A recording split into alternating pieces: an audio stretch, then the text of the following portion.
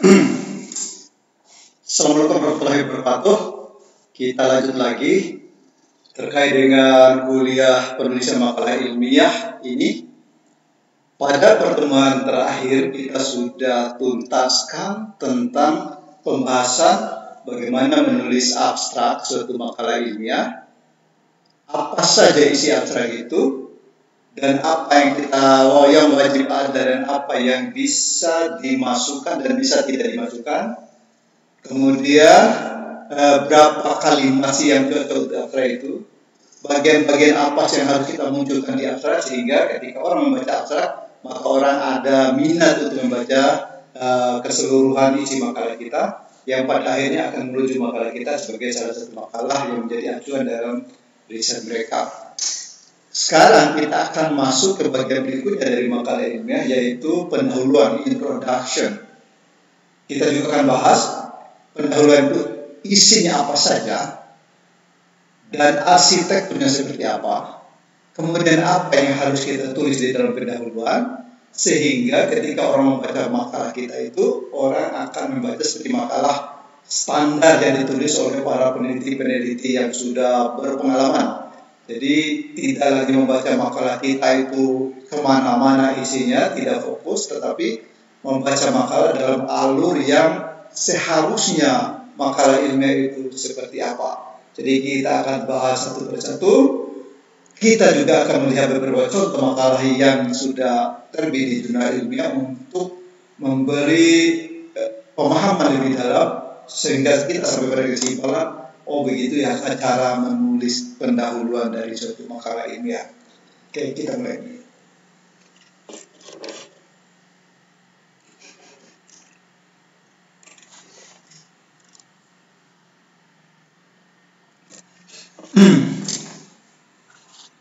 Baik, kita mulai.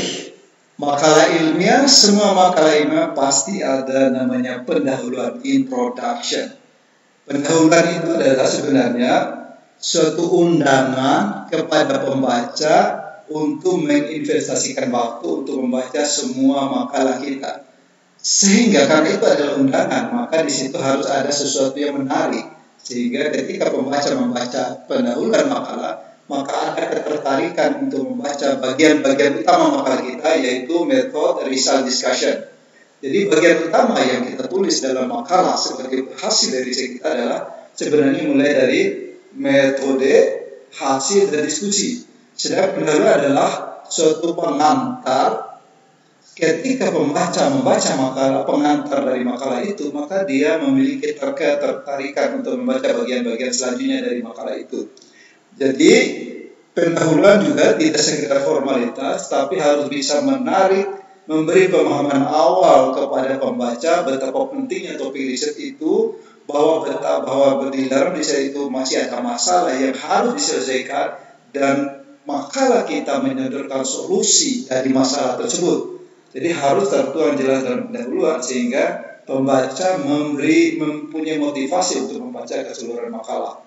Jadi kembali lagi perlu diingat bahwa tidak semua pembaca itu punya banyak waktu untuk membaca semua isi makalah. Dia hanya akan membaca makalah-makalah yang terkait langsung dengan riset dia. Karena jumlah makalah yang terbit di jurnal di seluruh dunia itu begitu banyak, maka tidak akan mungkin kita membaca semuanya. Kita hanya memilih makalah-makalah yang dekat dengan riset yang sedang kita laksanakan. Maka dari itu dalam penulisan pendahuluan, hal-hal yang membuat orang langsung merasa bahwa riset itu berkaitan dengan riset dia, bahwa riset itu penting bagi riset dia, itu harus tertuang dalam pendahuluan. Banyak orang menulis pendahuluan itu kemana-mana. Kalau kita lihat, kita baca paper bagi penulis pemula, umumnya menulis pendahuluan itu kemana-mana, sehingga ketika kita baca, kita tidak tahu ini mau apa yang mau dilaporkan, apa masalah yang mau diselesaikan dalam makalah tersebut. Itu wajar karena itu adalah pertama kali akan kemana-mana. Yang jelas, yang penting ada pendahuluan, bahwa maka ada pendahuluan, ya tulis pendahuluan. Bahwa isi pendahuluan itu sudah merupakan bentuk standar atau tidak, mungkin perlu waktu untuk belajar. Nah sekarang kita coba lihat sebenarnya pendahuluan itu seperti apa sih. Saya coba analisis sejumlah makalah yang ada bahwa mirip dengan abstrak, pendahuluan itu mempunyai arsitektur yang khas, arsitektur yang umum. Dengan adanya arsitektur ini, maka kita bisa fokus dalam menulis pendahuluan, tidak kemana-mana. Kita menjadi tahu apa saja harus saya tulis, bagian apa saya menulis apa, bagian mana saya menulis mana, dan sebagainya. Kalau kita lihat pendahuluan hampir semua makalah itu sebenarnya terbagi atas 5 bagian. Bagian pertama itu, biasanya kalau kita baca makalah orang, pada bagian pertama, paragraf pertama pendahuluan itu menyatakan umum bahwa riset ini riset yang penting, riset yang bermanfaat. Biasanya riset ini telah menarik minat, seperti riset ini telah menarik minat banyak peneliti seluruh dunia karena mempunyai potensi aplikasi di bidang ini. Jadi paragraf pertama pendahuluan biasanya memuji-muji topik yang sedang berkaitan dengan yang dilaporkan di makalah ini. Artinya bahwa topik ini bermanfaat, topik ini penting dalam bidang yang sedang dikerjakan. Sehingga kita melakukan riset itu adalah melakukan riset terhadap topik yang bermanfaat, topik yang penting, topik yang saat ini masih menjadi perdebatan, topik yang saat ini masih menarik minat para peneliti seluruh dunia untuk melakukan riset itu. Jadi paragraf pertama pendahuluan itu adalah tulisan umum untuk memuji-muji dalam benda petik betapa pentingnya topik ini untuk dikaji dan sampai saat ini masih menjadi perhatian banyak peneliti di seluruh dunia. Nah, untuk menulis bagian itu kita bisa membaca makalah orang lain. Di makalah orang lain juga disebut pada topik yang sama juga disebut hal-hal yang mirip. Nah, caranya adalah kita baca paragraf orang itu, lalu kita tulis ulang dalam kalimat kita sendiri, kemudian merujuk apa referensi-referensi yang ada di situ. Jadi salah satu cara adalah baca paragraf pertama makalah orang di bidang yang mirip, pikirkan, tulis ulang dengan kalimat kita, jangan copy paste, itu bahaya, tulis ulang kalimat kita, lalu melakukan rujukan terhadap makalah orang tadi. Nah, hal semacam itu sudah dilakukan banyak orang. Mungkin semua orang kalau hal yang sama. Jadi ketika kita menulis bagian awal ya kita ambil beberapa makalah orang, baca bagian pendahuluan paragraf awal pendahuluan mereka, baca, renungkan, dipahami, tulis ulang dengan kalimat sendiri. Nah, itu menjadi bagian paragraf pertama pendahuluan kita, yaitu pentingnya topik itu dikerjakan oleh para peneliti saat ini. Jadi di situ sebenarnya belum menulis apa yang kita lakukan, tapi hanya memuji-muji bahwa riset topik riset ini masih menjadi topik yang penting, topik yang berguna, dan masih banyak orang melakukan riset di topik itu. Itu bagian pertama. Nanti akan kita lihat beberapa contoh aplikasinya. Contoh bagaimana cara menulisnya. Kemudian bagian kedua, setelah kita memuji-muji, menyatakan betapa bermanfaatnya, betapa pentingnya topik itu, bagian kedua adalah kita menulis paragraf itu adalah sampai di mana pemahaman orang terhadap topik itu hingga saat ini. Jadi tadi sudah dipuji, yang kedua ada paragraf kedua adalah pemahaman orang sampai saat ini, hasil-hasil yang dicapai saat ini apa saja, sudah sampai di mana. Oh, si A sudah melakukan ini, hasil ini, si B melakukan ini, hasil ini, si C melakukan ini, hasil ini. Kita tulis. Bagaimana cara menulisnya? Tentu baca lagi makalah-makalah orang yang melakukan riset yang sama. Misalnya si peneliti dari mana sudah melakukan profil ini, hasilnya ini, si peneliti B hasil ini, C hasil ini.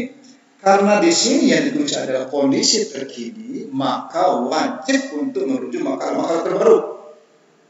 Jadi makalah-makalah terbaru yang berkaitan dengan topik itu harus dibaca dan dirujuk di situ, supaya apa yang kita tulis itu benar-benar mencerminkan kondisi terkini dari riset di bidang itu.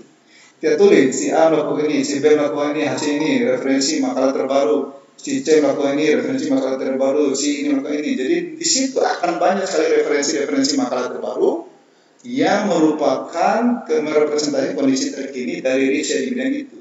Dari mana kita dapat itu? Kita cari, kumpulkan sejumlah makalah terbaru di bidang itu, kita baca apa yang dilakukan, apa yang dihasilkan, kita ringkas di situ. Maka jadilah paragraf kedua dalam pendahuluan. Jadi paragraf pertama adalah memuji topik itu, berarti kita mencari juga sejumlah rujukan.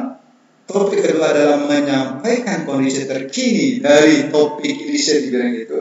Jadi kita juga akan menampilkan sejumlah referensi, khususnya referensi terbaru, karena di sana kita menjelaskan kondisi terkini. Sehingga di bagian paragraf pertama kita bisa merujuk misalnya 5 referensi, paragraf kedua mungkin 5 referensi, dan usahakan referensi baru itu ada. Dan untuk bagian paragraf kedua yaitu kondisi terkini wajib ada topik terbaru. Jadi kita cari makalah orang yang terkait dengan topik kita, dia melakukan apa, kita tulis ini tim ini si A et al dan lain-lain telah melakukan ini hasilnya ini, si B melakukan ini hasilnya ini. Jadi kita ketahuan bahwa sampai saat ini sampai disinilah riset yang telah dilakukan orang di bidang itu. Jadi itu bagian pertama dan kedua. Bagian berikutnya akan kita lanjut di video yang selanjutnya.